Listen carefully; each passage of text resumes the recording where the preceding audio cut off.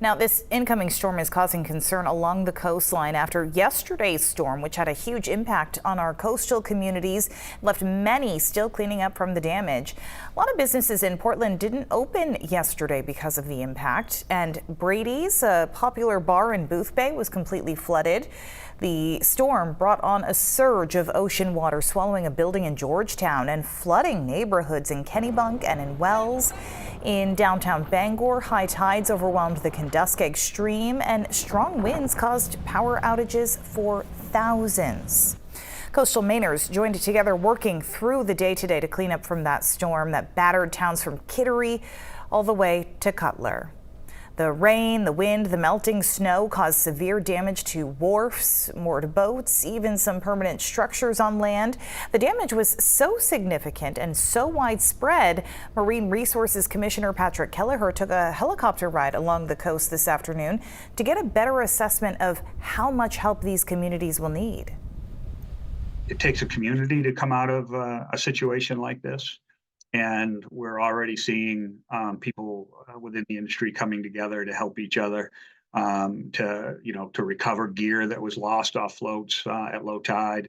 I was talking to the co-op manager, the co-op president at the Korea Co-op down in Gouldsboro yesterday, and he said that at low tide it looked like a bomb had gone off in that harbor.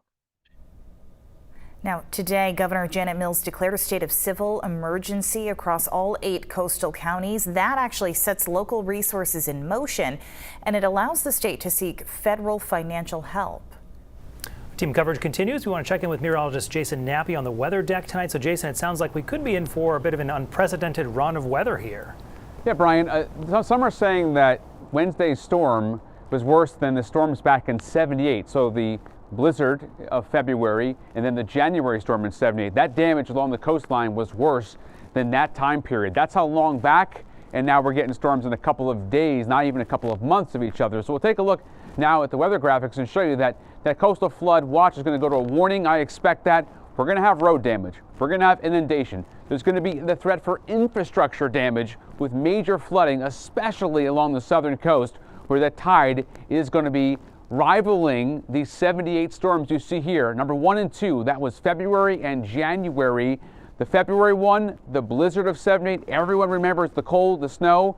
But in January, the number 2 storm on that list, which the forecast is expected to surpass, as you see here at 14.1, that's at high tide right around the middle of the day on Saturday in Portland, right there by the gauge, the Maine State Pier.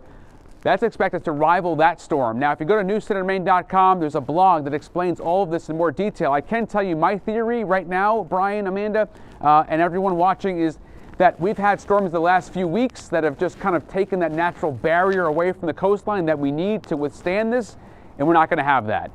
And on the weather deck, I'm News Center Maine meteorologist Jason Knapp.